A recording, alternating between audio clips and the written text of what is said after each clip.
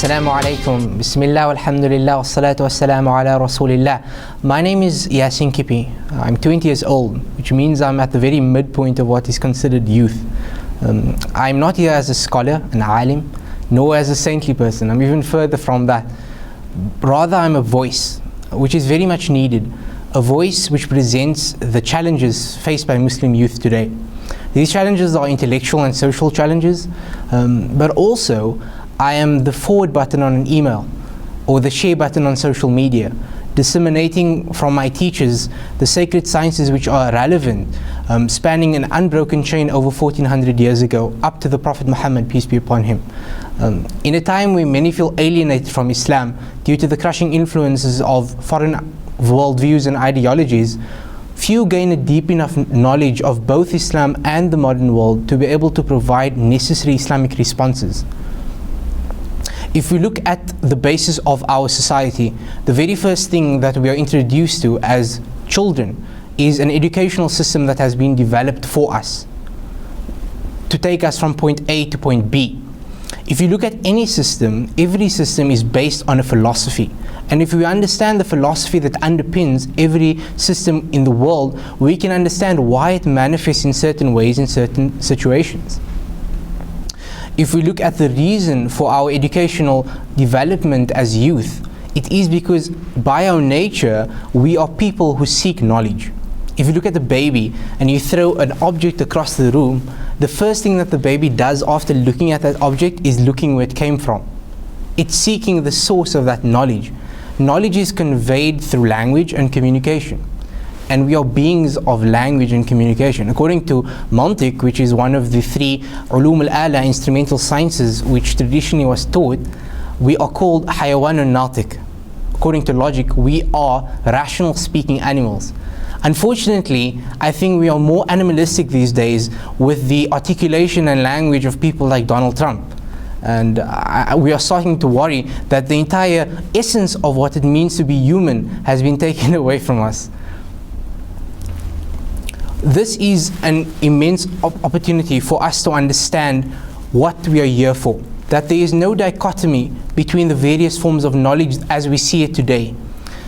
From the Islamic perspective, knowledge is not something divided between the sacred and the scientific. Rather, we see knowledge as a division between the sacred and the secular.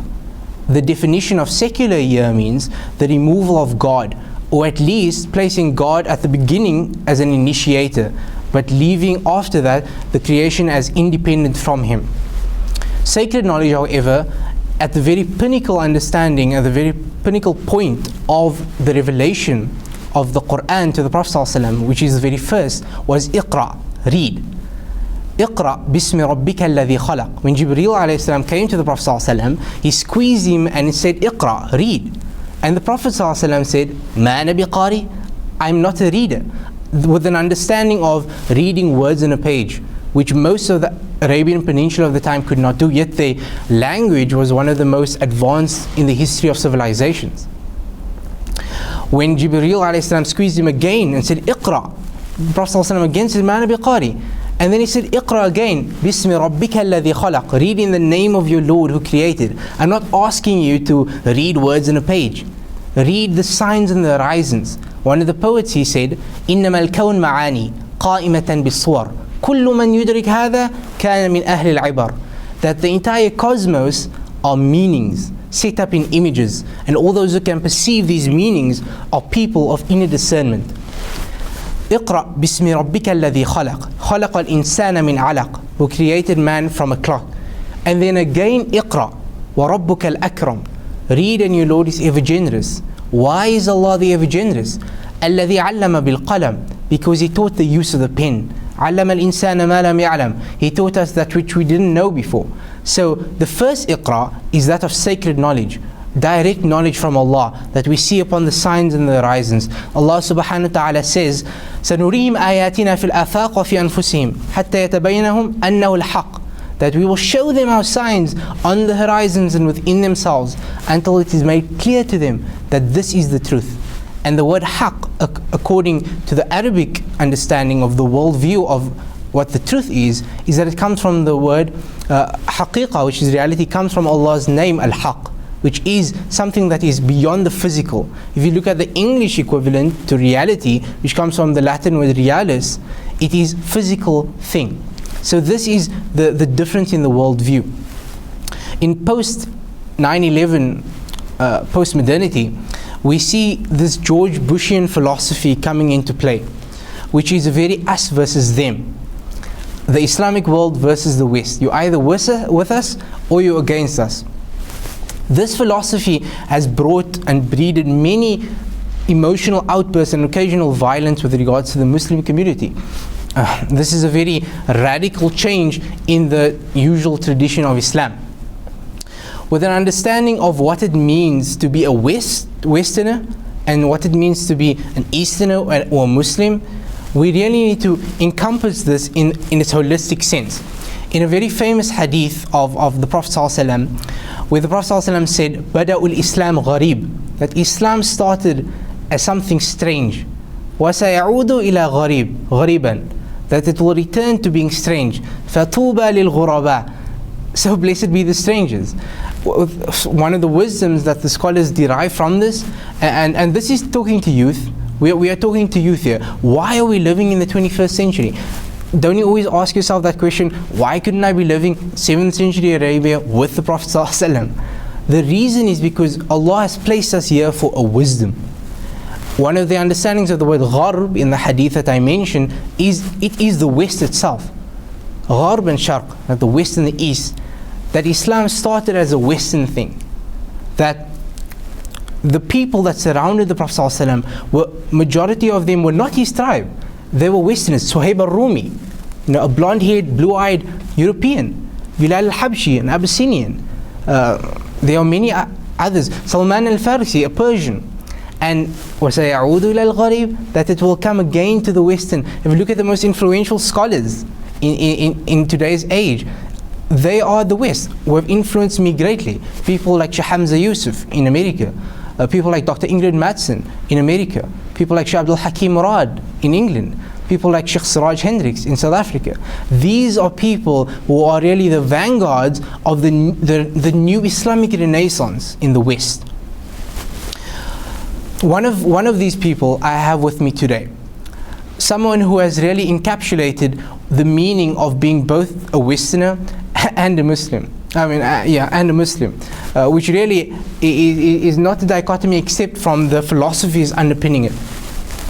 This person is a leading journalist, an award-winning journalist and photojournalist, and a radio personality, Shafiq Morton, who I have with me today. Thank you for being with us, Shafiq Morton. Welcome, salam, Yaseen.